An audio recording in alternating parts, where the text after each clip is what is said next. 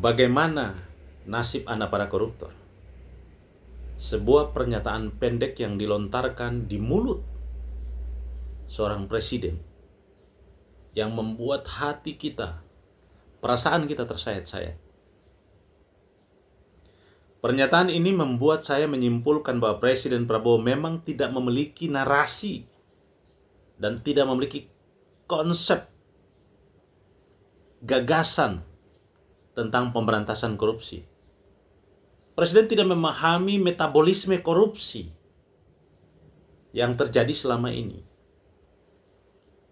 Benang kusutnya korupsi itu, Presiden menganggap bahwa korupsi ini hanya sebuah kejahatan biasa, yang dampaknya itu Presiden tidak memahami.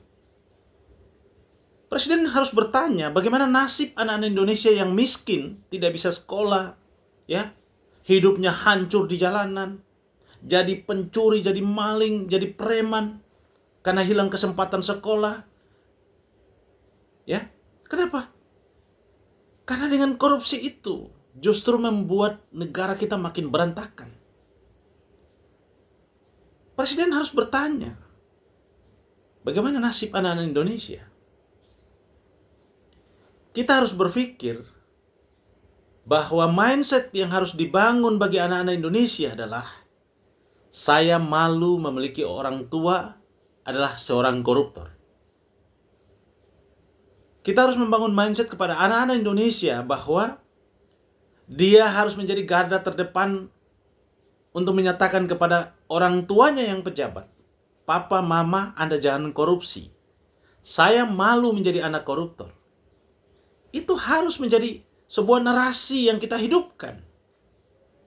Bukan sebaliknya. Presiden menyatakan bahwa bagaimana nasib anak koruptor? Nasib anak koruptor di Indonesia ini tidak ada yang menderita, Pak Presiden. Tidak ada koruptor di Indonesia ini yang keluarganya menderita, Pak Presiden. Tidak ada. Karena koruptor di Indonesia ini rata-rata mereka belajar dari pengalaman korupsi sebelumnya atau koruptor-koruptor sebelumnya. Sehingga mereka sudah memperkirakan putusan yang mereka dapat berapa, yang dikorupsi berapa, dan akan disita berapa, akan diambil berapa dari putusan pengadilan. Kalau 100% dia korupsi, paling diambil 10% Presiden. Jadi koruptor Indonesia itu dia sudah mengerti karakter dan watak penegakan hukum kita di Indonesia. Sehingga ketika dikorupsi, dia sudah hitung bagaimana dia belanja putusan untuk meringankan hukumannya, bagaimana dia belanja putusan untuk membebaskan hukumannya, bagaimana dia menabung untuk menjamin keluarganya. Nah, kita harus membangun mindset bahwa keluarga yang di dalamnya ada pejabat, orang tuanya, mamanya, tantenya, pamannya yang korupsi, itu harus membuat diri mereka malu. Dan kalau perlu dari keluarga-keluarga itu, justru yang meneriakan, saya malu punya orang tua yang koruptor.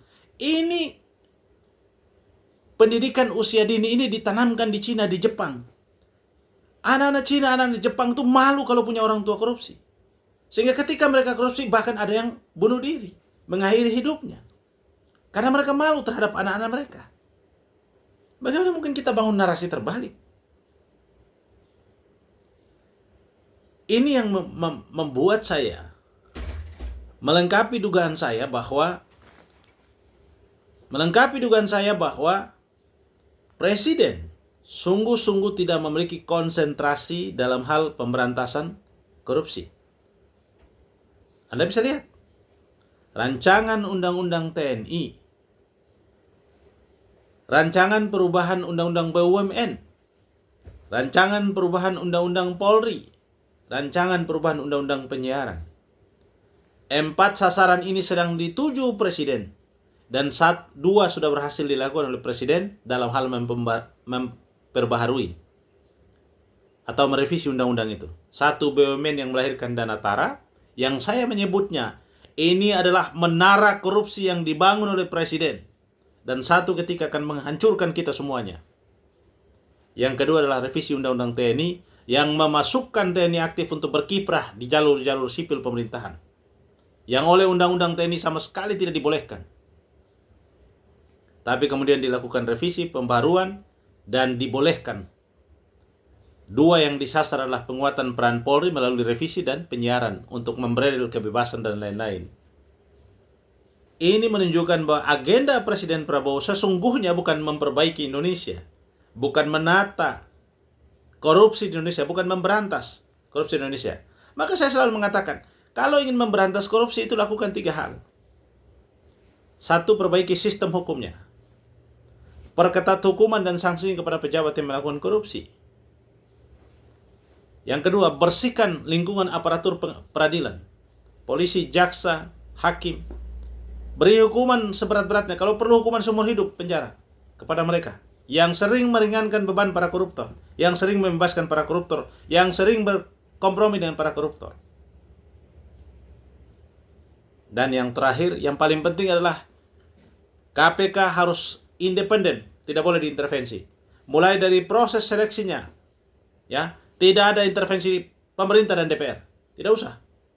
Biarkan dia menjadi sebuah komisioner yang independen. Ya, di DPR itu cukup fit and proper test untuk mendengarkan visinya saja. Tapi yang memilih mereka adalah pansel yang independen, yang mandiri, yang profesional, supaya mereka tidak terikat dengan presiden, dengan DPR, dan siapapun. Nah, ini sesungguhnya yang harus diperhatikan oleh presiden. Tapi ketika presiden membuat pernyataan bahwa kasihan anak koruptor, saya kemudian menyimpulkan presiden ini benar-benar tidak memiliki narasi. Narasi yang mencerminkan sikap konsisten seorang presiden. Itu sangat amat penting. Oleh karena kenapa? Dengan narasi itulah kita akan mampu melahirkan sebuah konsep, sebuah ide yang komprehensif tentang pemberantasan korupsi. Saya melihat presiden sungguh tidak menunjukkan sikap yang pro pada pembahasan rancangan undang-undang perampasan aset. Justru presiden tidak pernah komentari. Padahal ini dari era Presiden Jokowi sudah diajukan ke DPR. Presiden malah ketika ditanya wartawan, nantilah kita lihat. Jadi presiden ini mencoba untuk menghindari hal-hal yang menjadi agenda mendesak di Republik ini. Justru dia pikirkan agenda-agenda yang, mohon maaf, dalam tanda petik, menguati kepentingan jangka panjangnya, kepentingan diri dan kelompoknya untuk bertahan bercokol di kekuasaan yang baru diraih selama 4 kali pertarungan ini. Jadi Pak Prabowo ini saya melihat targetnya menjadi presiden, udah apa yang saya lakukan itu hak saya presiden. Jadi kalau ini jadi mindsetnya, udah apa yang kita mengharapkan dari Pak Prabowo sebagai presiden?